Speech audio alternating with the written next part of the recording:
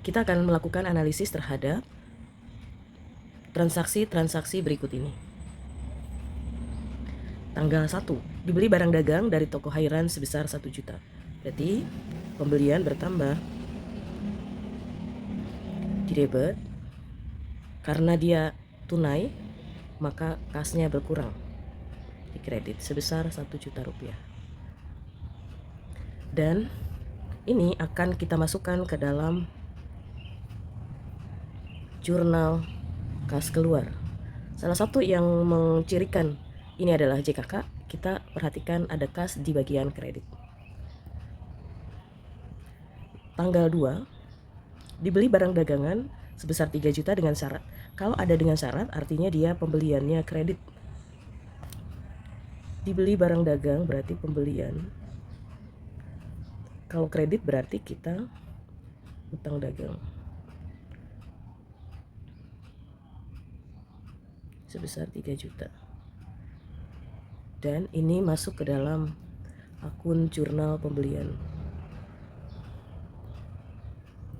Tanggal 3, dikembalikan barang kepada toko Budi Pertiwi. Budi Pertiwi itu yang ini berarti ya. Sorry, ini maksudnya Budi Pertiwi, berarti yang ini. Tanggal 2 ya.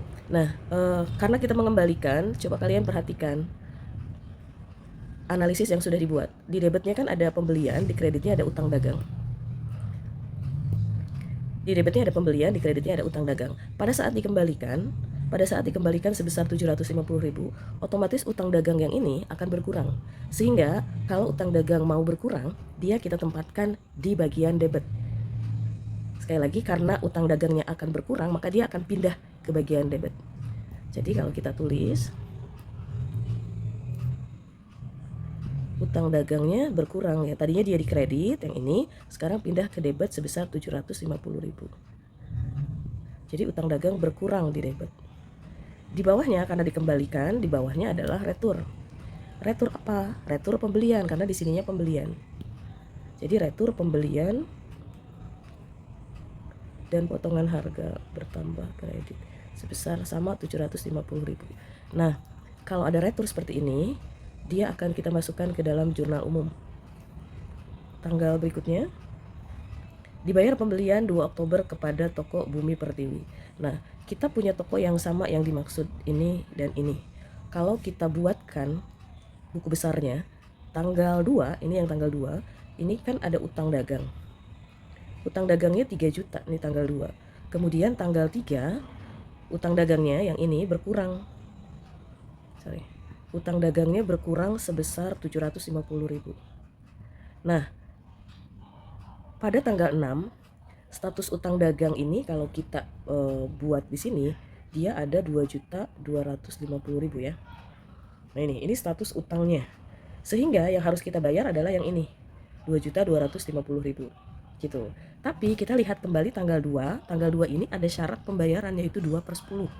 Karena kita bayarnya tanggal 6, kita beli tanggal 2 kemudian kita bayar tanggal 6, maka itu masih termasuk ke dalam 2/10. Sehingga 2/100 atau 2% dikali 2.250.000. Ini yang kita buatkan. 4.500 gitu ya. Jadi 45.000. 45.000 adalah potongannya. Sehingga yang kita tuliskan di sini adalah tanggal 6 dibayar pembelian, berarti kan utang dagang, kas, dan potongan pembelian. Utang dagangnya kita ambil yang ini, 2.250.000. Kasnya kita ambil yang ini dulu nih, 45.000, dan kasnya adalah sisanya. Jadi sisanya itu kita hitung ya.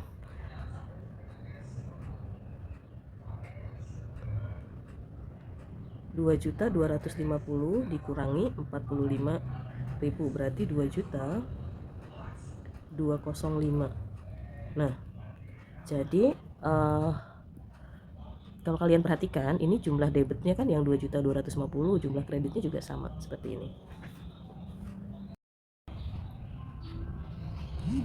Nah, berikutnya tanggal 8 Tanggal 8 ini kita akan menganalisis dibayar beban listrik dan telepon. Berarti ini seperti biasa ya, beban listrik bertambah, di debit sebesar 120.000, dan karena kita bayar beban listrik maka kasnya berkurang, di kredit sebesar sama 120.000. Tanggal 10 dijual barang dagangan kepada Tuan Mahmud. Dijual berarti kan penjualan bertambah, di kredit. Di debitnya apa? Di debitnya karena tidak ada keterangan tunai atau kredit, maka kita tulisnya piutang dagang bertambah di debit sebesar 300.000 rupiah.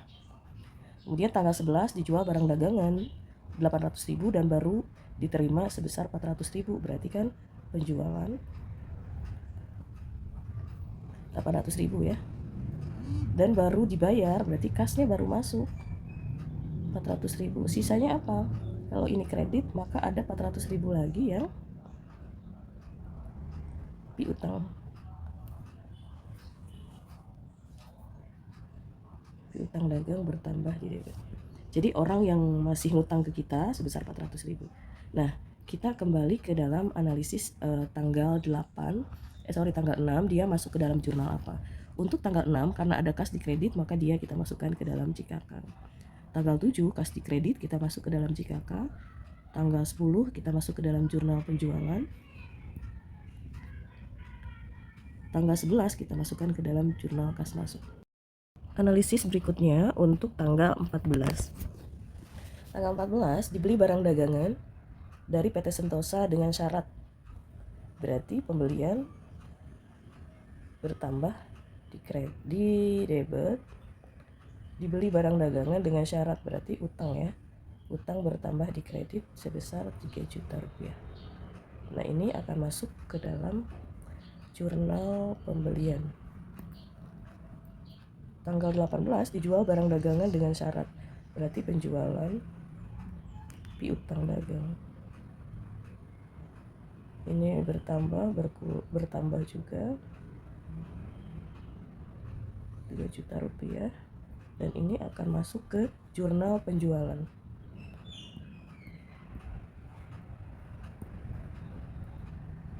Tanggal 23 dijual barang dagangan, ini berarti penjualan bertambah kredit.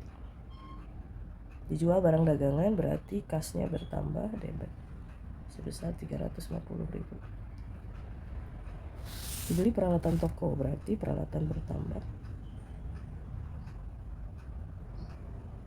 kasnya berkurang 800.000. Tanggal 30 dibayar beban berarti beban gaji bertambah, kasnya berkurang 400.000. Nah, ini kita akan tentukan lagi jurnal kas masuk, jurnal kas keluar, jurnal kas keluar. Nah, anak-anak, berarti kita sudah menentukan analisis dan jurnal apa yang perlu kita masukkan ya, atau kita pergunakan untuk akun-akun ini begitu. Nah, sekarang kita akan memilih mana jurnal khusus yang sama. Contoh, tanggal 1 ini JKK, kita cari dulu JKK lagi. Tanggal 6 ya, ada JKK. Kemudian JKK tanggal 8, kemudian tanggal 27 dan tanggal 30. Berarti ada 1, 2, 3, 4, ada 5 JKK. Lalu kita akan juga menghitung ada berapa JB. Ini JB 1, JB 2, ada 2 ya. Kemudian untuk JU kita akan cari JU 1 ya.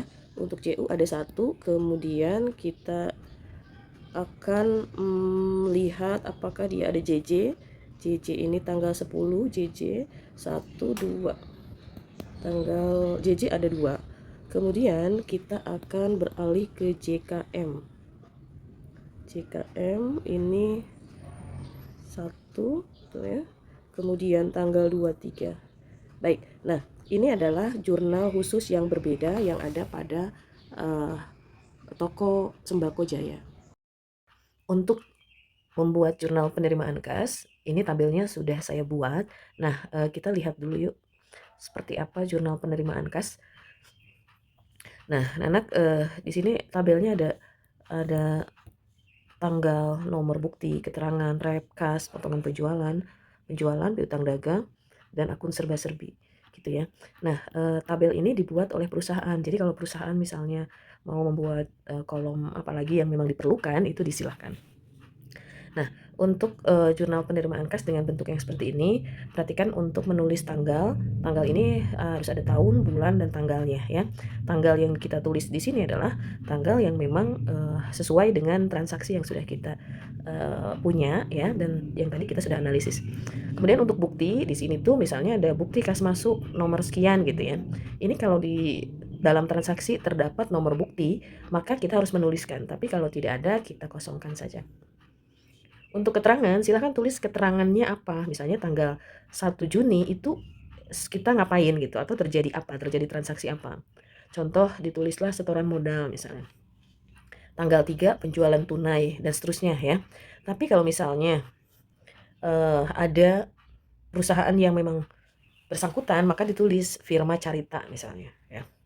Nah, dari data yang ada dalam tabel ini terlihat bahwa ada kas masuk dari firma Carita gitu. Jadi keterangannya ada di dalam tabel gitu. Karena kalau kepanjangan juga tidak muat ya kan. Nah, jadi data dan tabel ini sebetulnya berhubungan, hanya keterangan ini untuk menjelaskan bahwa ini kas masuk tuh dari siapa gitu. Ini rep kalau kita sudah pindahkan ke buku besar ya, baru nanti kita checklist. Kemudian untuk debit dan kredit bisa diperhatikan ada dua bilah kan ya, ada debit dan kredit. Yang debit karena kas masuk itu kita sekarang kalau di perusahaan dagang sudah belajar adanya potongan. Nah, kas dan potongan penjualan ini dia selalu bergabung nih, berteman. Jadi kalau kas ada di debit, potongan penjualan juga ada di debit gitu ya. Karena misalnya kalau kalau kalian kan sudah menghitung ya, misalnya kalau kasnya 1 juta, potongannya 100.000. Nah, ini tuh jadi total 1.100.000 tuh ada di debit gitu. Kalau tidak ada potongan, maka si 1 juta ini jadi 1.100.000. Tapi karena ada potongan, maka apa namanya? Jadinya si kasnya 1 juta dan potongannya jadi terpisah kayak gitu ya. Nah, jadi di debit tuh cuma ada dua akun. Kemudian di kredit itu di akun utama ada akun penjualan dan piutang. Penjualan dan piutang ini dianggap oleh perusahaan, oleh kita sebagai akun yang memang sering sekali ada. Nah, kemudian ada akun serba-serbi. Akun serba-serbi ini mewadahi akun-akun lain yang juga ada di perusahaan tapi jarang ada gitu. Si akun modal usaha ini kita boleh kok bikin tabel baru misalnya di sini ya. Setelah piutang penjualan ada modal usaha, boleh gitu. Tetapi jadi akan panjang sekali tabelnya gitu lah ya. Kemudian pendapatan dividen misalnya, kita bikin lagi pendapatan dividen gitu. Nah, jadi akan panjang banget.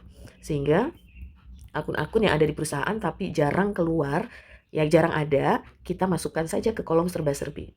Boleh tidak misalnya piutang dagangnya masuk juga di kolom serba-serbi di sini gitu ya, atau tidak masuk di dalam tabel ini. Boleh saja gitu. Tapi nanti kalau dia sering keluar atau sering ada, dia akan banyak banget gitu di akun piutangnya itu di dalam akun serba-serbi gitu ya. Nah, kemudian rep juga nanti kita perlakukan sama, kalau sudah ada lengkap ya kita pindahkan ke dalam buku besar. Nah, ini jumlah ini adalah jumlah yang akun ini gitu. Jadi kalau 10 juta nih jumlah modal usaha, 3 juta ini modal pendapatan dividen. Gitu seterusnya sampai kemudian kita di akhir kita akan menjumlahkan. Kalau di sini ada kas, berarti kasnya ini di akhir tuh akan kita hitung dan muncullah angka jumlah ini. Potongan penjualan di akhirnya segini, penjualan segini, piutang dagang segini gitu ya. Modal usaha segini, pendapatan dividen segini gitu. Jadi bukan modal usaha segini, enggak ya. Oke. Setelah jurnal pembelian dan jurnal penjualan, kita akan membuat jurnal penerimaan kas. Sementara ini saya pindahkan dulu ke bawah, biar jurnal penerimaan kasnya naik ya. Oke. Nah, ini jurnal penerimaan kas kita akan pindahkan.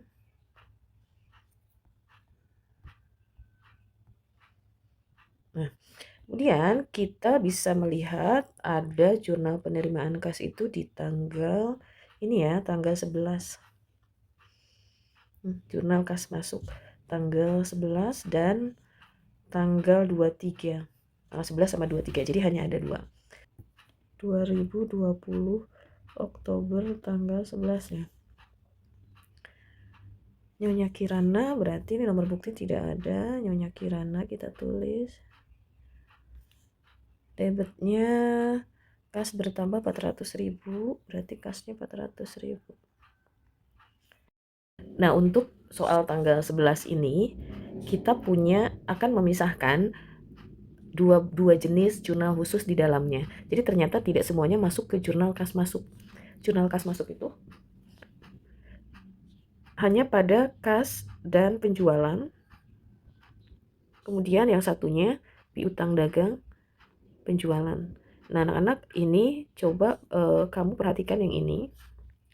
Ini kan kas bertambah 400.000, ya kan? Maka penjualan pun 400.000, begitu. Nah, selanjutnya kalau kita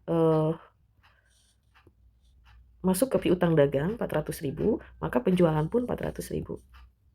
Jadi kita pisahkan gitu ya. Walaupun sesungguhnya kalau kita gabungkan, tetap saja bahwa si kas 400.000, piutangnya 400, dan penjualannya 800.000. Jadi akan sama. Kasnya 400 sama dengan ini, piutangnya 400 sama dengan ini, penjualannya 800, ini sama. Begitu. Hanya yang ini akan kita masukkan ke jurnal penjualan, kalau yang ini jurnal kas masuk. Begitu. Gitu ya. Nanti ini yang ini akan kita masukkan ke jurnal penjualan, ditambahkan. Oke, sekarang berarti yang ini kas dan penjualan 400.000.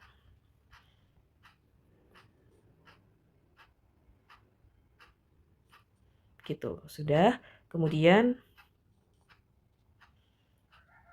kita masuk ke tanggal 23 kas dan penjualan yang ini ya. Kas dan penjualan 350.000.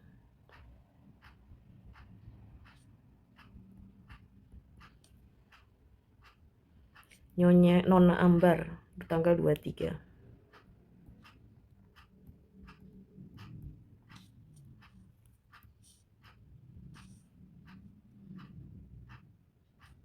Kalau sudah, kita akan tutup dan membuat jumlah di sini.